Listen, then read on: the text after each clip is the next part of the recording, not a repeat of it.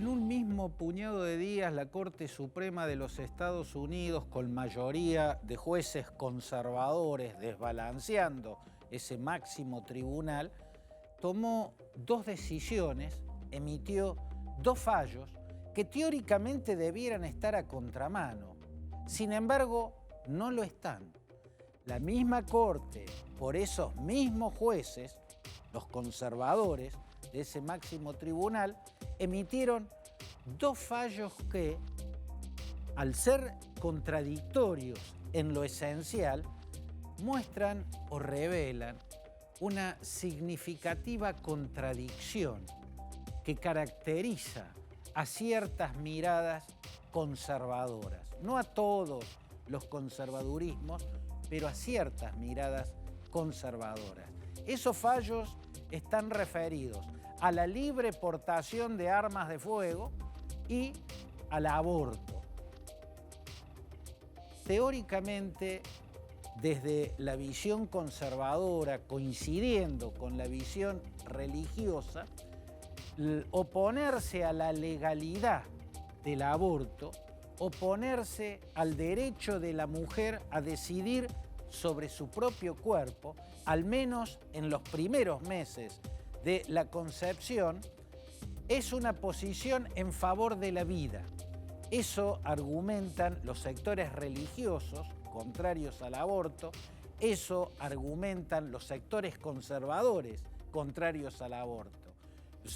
Los religiosos y los conservadores coinciden en que el carácter de persona irrumpe desde el momento mismo de la concepción, o sea, desde el momento mismo en que el esperma fecunda el óvulo.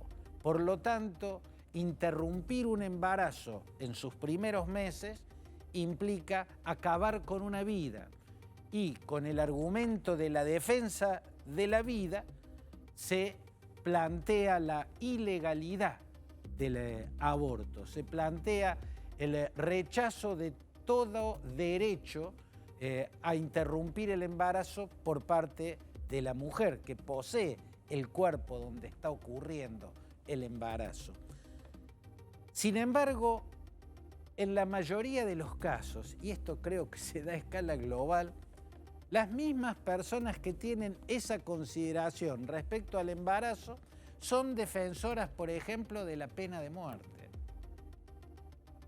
¿no? La vida que importa en un caso importa menos en el otro, o deja de importar si hay un delito de por medio.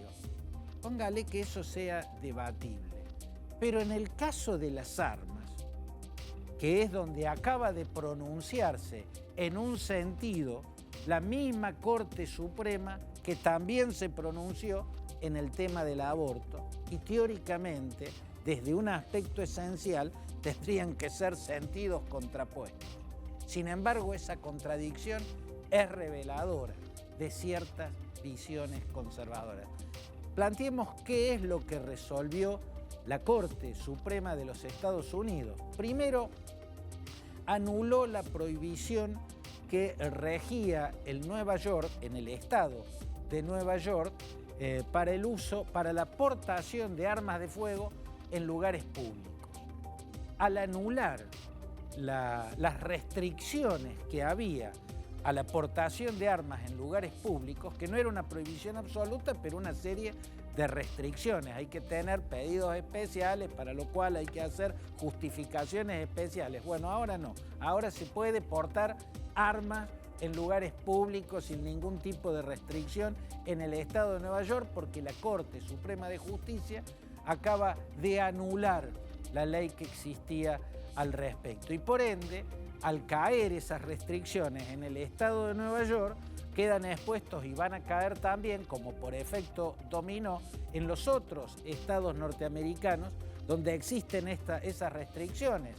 El estado de California, New Jersey, Maryland, Massachusetts, Rhode Island, Hawái y tal vez algún otro estado también tengan. Eso seguro, y seguramente en eso también van a caer las restricciones por la decisión de la Corte. O sea, por decisión de la Corte, por un fallo de la Corte, las personas pueden portar armas incluso automáticas y semiautomáticas. Se puede portar armas de guerra en la vía pública. Es una forma de regreso al Far and Wild West, ¿no? Al lejano y salvaje oeste, en la que todos andaban armados por todos lados y por eso se producían balaceras por todos lados, con una diferencia en favor de aquel lejano y salvaje oeste. Aquellas armas eran los revólveres que habían inventado Samuel Colt y Winchester, el fusil de Winchester, que eran recargables rápidamente, pero que no era cuestión de gatillar y vomitar ráfagas de balas. Hoy, las ráfagas de balas, o sea, las ametralladoras, los fusiles de asalto, las armas de guerra, esas son las que provocan las masacres. Si hay masacres en Estados Unidos y en otros países del mundo, no, por lo menos no con la asiduidad que se da en los Estados Unidos, con la regularidad tenebrosa, siniestra que ocurre en los Estados Unidos, no es porque en el resto del mundo haya menos psicópatas que en los Estados Unidos. Psicópatas hay en todos lados, pero en el resto del mundo los psicópatas no pueden acceder tan fácilmente a armas de guerra, o sea, aquellas que con una gatillada lanzan una ráfaga. Esas son las armas con las que se pueden cometer masacres. Y ese tipo de armamentos, como todas las armas, tienen una sensualidad, una seducción.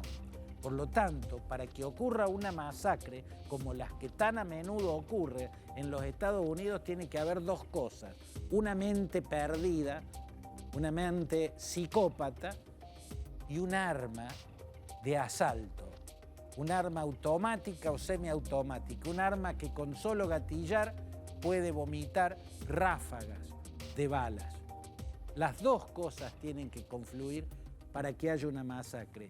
Si no está el arma, no está la masacre, porque el psicópata no tiene con qué cometerla. Pero estando el arma y el derecho a portarla, bueno, hay una excitación provocada por la sensualidad de ese armamento en la mente de un psicópata, ¿no? El arma pone lo suyo y es gigantesco.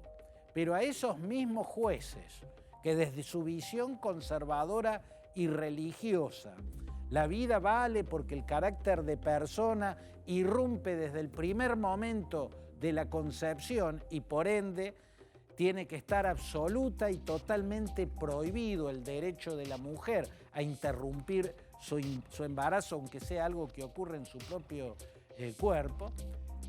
A esos mismos jueces, la vida de los que caen acribillados por un psicópata que pudo obtener fácilmente un fusil de asalto, un arma de guerra, esa vida importa menos. Porque, repito, sin el arma no existe la masacre. Por eso ese tipo de masacres ocurre en los Estados Unidos con una regularidad que no ocurre en ningún otro país del mundo. ¿Por qué esos jueces preservan la vida en un ámbito y la exponen de tal modo en otro? Al caer la ley de portación de armas, que acaba de caer en Nueva York y que va a caer en California, en New Jersey, en Maryland, en Massachusetts, en Rhode Island y en Hawái, va a haber más muertes. Las estadísticas lo indican. Va a haber más muertes. Esas muertes no importan. Esas vidas que se van a perder porque un psicópata entró en trance exterminador, seducido por la sensualidad del fusil al que accedió, ¿no le importan a esos jueces? Esos mismos jueces son los que acaban de tumbar una ley histórica, ¿no? Una ley que se funda en un fallo del año 1973, en un caso del año 1973, el caso Roe versus Wade, o Roe versus Wade. Roe era el nombre artístico o el seudónimo de Norma McCorvey, una joven de 22 años que iba por su tercer embarazo siendo tan joven, estaba sola, estaba desocupada, no conseguía trabajo y en el estado de Texas imperaba una prohibición total del derecho al aborto. En Estados Unidos, en el año 73, solo en 4 estados había un derecho total al aborto en los primeros 3 meses del embarazo. Parcialmente estaba permitido en otros 16 estados y en los 30 restantes estaba totalmente prohibido.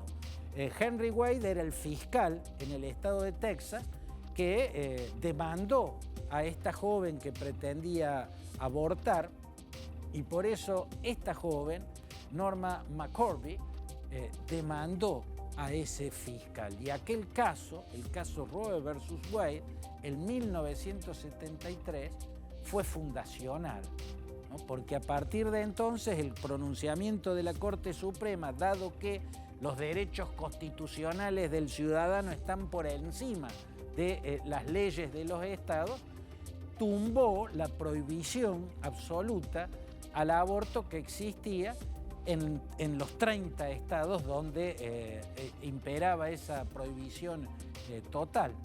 Bueno, ahora acaba de caer el derecho constitucional al aborto que imperaba desde aquel histórico juicio de 1973, ¿no? En este caso, los jueces conservadores de la Corte se guiaron por esa concepción de la vida y del carácter de persona que irrumpe en la vida, a contramano de lo que consideraron al pronunciarse sobre el derecho a portar armas y la consecuencia en vidas que va a tener en el caso de Nueva York y de los otros estados donde existen restricciones.